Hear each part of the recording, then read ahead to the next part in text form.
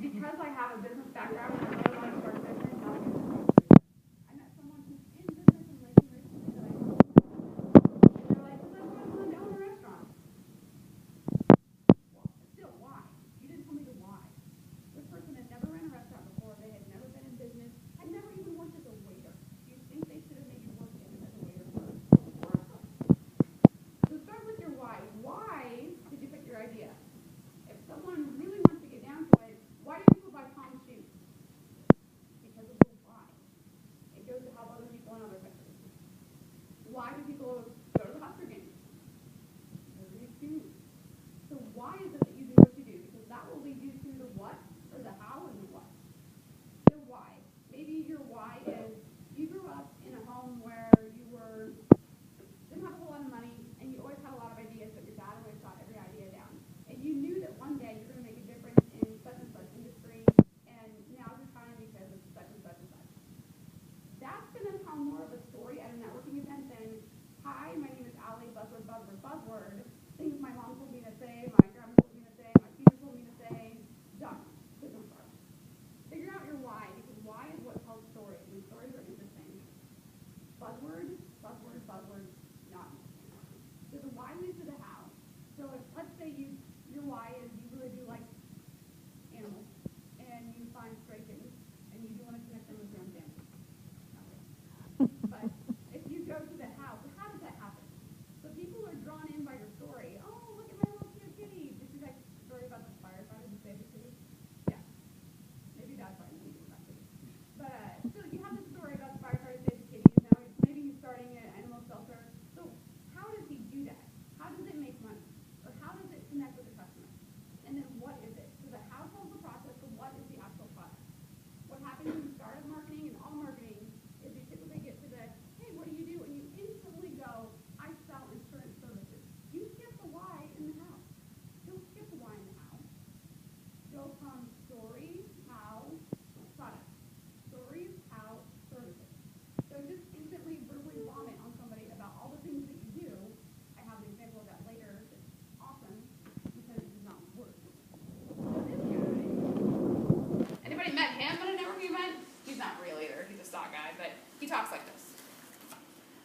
So you ask him, hey, Bob, what do you do? And he answers with something like this. So even though everybody knows, let's say his name is Bob Smith. Everybody knows Bob Smith. Bob Smith goes to every networking event. Bob Smith is really successful, we think. Everyone knows Bob Smith, we think. But if this is what he's known for, everyone behind closed doors is like, I don't know what he does. It didn't happen, trust me. Once you start meeting people like this, you're going to peg them as a Bob Smith. Like, he's that buzzword guy. Because he says things like organizational and strategy and innovation and blah, blah, blah, blah, blah. Just tell them what it is that you do. Your message might change based on audience. Like when I tell my mother-in-law what I do, to her I make commercials. Because that's what advertising and marketing is. To my grandma, who's on the internet, I do Facebook and Twitter. She's on Facebook and Twitter. She's like 80. She's awesome. But this guy, maybe put a poster in your dorm room or something like that. Please don't pay this guy because I will find you and I'll hurt you. So Skillshare is a good example. So this is their, I don't know if you can see this, like it's over there. Anyone use Skillshare? Yes? Good classes? Mm-hmm. Yeah, so Skillshare, in case you're wanting to get more learning outside of your UNL classes, you can take a class for like $20, $35. Right now, there's actually a really good class on editing video. And it's like $20, self-paced, taught by people actually in the field. But they are a startup launched in 2010, and that's their description at the bottom. They're a global community where you can learn real-world skills from incredible teachers. So they didn't say, you can learn, strategy for the next generation of your learning and blah, blah, blah. No, it's straight to the point. And then on their page, like this is the About page, they have what's called a manifesto. You could Google brand manifesto and find others. But they have a video that explains how their product works. So if you haven't been doing research in the startup space, a lot of people, when they launch their products, on their website they'll have a video. Because so many startups are so different, and we have to differentiate ourselves. startup or a video is a great way to say, here's what our product does, or sorry, here's what the problem is, here's what our product does, here's how it works. Contact us for more. All right, so who in here has talked about brand voice? You guys talk about brand voice at all? We haven't. Okay. Anyone know what a brand voice is?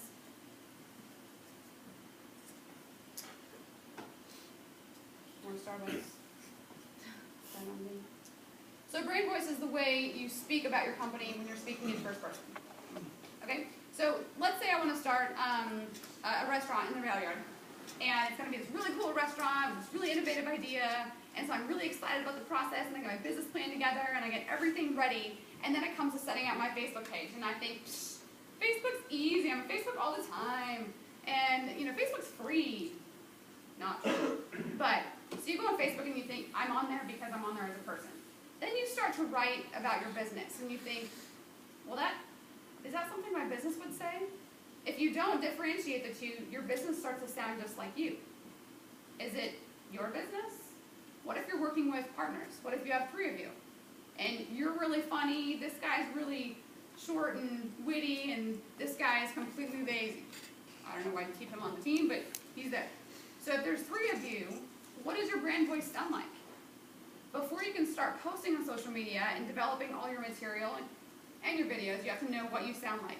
So as a personality, for instance, the restaurant in the rail yard that I want to start, okay, let's say it's geared only for the 20 to 35-something demographic.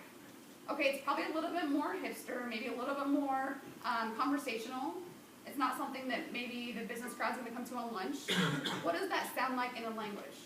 And it seems like, well, Allie, that's trivial. I don't really care about that right now. I'm just writing my business plan. Okay, that's important because when you write your business plan you're going to have examples in there. Or your pitch will have examples in there. And that's where this brand voice comes from. So for instance, this is MPix. This is one of the places I order photos from. It's Professional Lab in Missouri. And their brand voice is very conversational. They want to feel like they are your next door neighbor who you can also then order prints from. So they speak at you as if you were their friend. They don't try to use language that's too superior because they assume that people who are amateur photographers order from this website as well. So if they ordered with only professional photographers, they would have a different language than they do as this company. And secondly, you need to be different. I wish every single business that I work with would come in here and sit in this class with you guys. Because when you've been in business for long enough, you start to think, well, we're good at what we do. We have good products, we have good service. That's not enough to set you apart. What makes you different? What makes your startup different than the next startup down the street? What makes your idea better than the other idea in the class that's the exact same topic? If it's something that can easily be replicated, you're going to have to push as hard as you can because that differentiation might change. Like Apple and Google, we've seen this back and forth with our phones. Oh, this is the differentiator. Oh, now Google did it. Oh, now Apple did it. Oh, now Google did it. It's just a constant change. Jeff Welch said, if you don't have a competitive advantage, don't compete. If you're not different, if you're just starting a business just because you want to start a business, good for you, but you're not going to stick with it very long because you don't have some of those building blocks you need to be successful. One of the biggest things you'll find in startup pitches and startup communities is some of the biggest differentiating factors are the people. So think about that when your friend who's really nice but has no knowledge about your industry you're going into wants to be part of your startup team. Hey, I don't really know how to tell you this, but, we're good right now. We don't really need your help. Maybe don't say it that way. Practice what you say. But why did Google become Google? The 2 guys that started it are phenomenal. And if you read anything about Google's founders, you'll know that a lot of their success in getting funding was leveraged on the skills of those 2 guys. Same thing with Steve Jobs. He passes away. Google's been suffering a little bit. Or Apple's been suffering because they don't really know what to do without their leader. So in your startup community, who's your programmer if you have a tech startup? If you have a restaurant, who are your chefs? Upper scale restaurants, if you don't have a good chef, people aren't going to pay attention to you. In your bar, do you have like the Coyote Ugly sort of thing where it's all about the bartenders? Maybe you're not dancing on the bar, but is there something really special about your bartenders? Because you can take competitors' people and make them part of your startup and it becomes your competitive advantage. This is a competitive advantage example from a spa or a dentist in Kansas. When you're getting your teeth cleaned, they give you paraffin waxes. Guys, maybe not as much unless you want really smooth hands. But gals, you know, if you want to get a paraffin wax and get yourself all pampered up, you go to this dentist, get your teeth cleaned, get a paraffin wax, and you're out of there. No extra charge. So think about some of those things you can couple with what you're offering so that you can make yourself seem a lot more appealing to your target market. And it might be as simple as, what are the other things my demographic does? So college students, what are the other things college students do? Play video games, they go to parties, they like to go on social networking. You guys know yourself better than I do, so whatever those things are. Write this down. This is one of the things that you need to figure out how to answer. So your company is the only type of company that lists your benefits. So this is a good exercise to figure out what really does make you different. So for instance, this isn't my business, nor is it a real example, it's just a fake one. Red Eagle Photography is the only photography company that shoots with vintage lenses for a true nostalgic photo experience. Well, if that was true, what happens when they start using digital equipment? It makes their brand experience less true, and it makes them easier to replicate. Shooting with nostalgic vintage lenses on a film camera, if anyone's ever done that, not easy. So this gives them an edge. But this sentence right here is going to help you figure out what makes you different. And I'm cool, or I work hard, or I'm from Nebraska, or my brother works for Microsoft. Nope. In fact, if someone tells you things like that, tell them to stop talking, okay? Like, we're too nice to each other. We really are. Like, when someone says, hey, this is my idea, great. Give them some good feedback, and then think about what are some things they're not thinking about. Because what happens is then they come to me, and they want marketing help, and I'm like, your idea's bad. Like, I can't help you with marketing because your idea actually needed to be poked apart in the startup phase before you actually started getting customers. All right, so you're in the research phase, have you done focus groups, that sort of thing? Yes, no, sort of. Okay, the best thing about a focus group is you get to talk to real people. The worst thing about a focus group is you get to talk to real people. Because they don't always tell you the truth. Again, they'll tell you, yeah, I want to buy that, or yes, this is what I do. So think of ways that you can watch your customers, oh, we'll come back to that one. Think of ways you can watch your customers without your customers knowing, or your potential customers knowing. Because this sort of thing, okay, this is another blog. If you guys don't follow blogs, Quick Sprout, follow him, Neil Patel, awesome information. This is from his blog. This is an eye tracking study he did on an advertisement, okay? Typically in advertising, this is the way most people have been taught to design an ad. Cute baby, big headline, supporting copy, diapers at the bottom. I don't know what ad this is for, but this is their test. So the red shows where people's eye goes, okay? So the copywriter that worked all this time on making all this copy over here is probably like, what? No one reads my copy? It's really good copy. That's a great headline. Sorry, copywriter. They don't really care. The baby's too cute. So people are looking at the baby. So if you look at the second one, the baby's looking at the words. Look how many more red spots you have on the words when the baby looks at the words.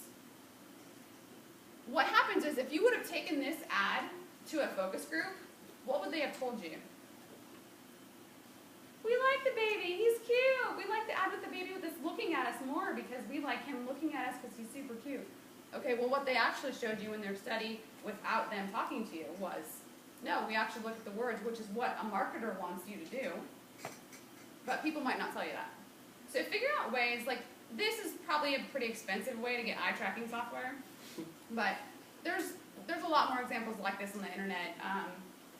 There's also, I should have showed this one to you, it's funny. There's also one he did of ads for engagement rings, and he had the engagement ring like in the pocket of a gal like this, and the gal was very large on top and had a shirt that was not covering very much of her.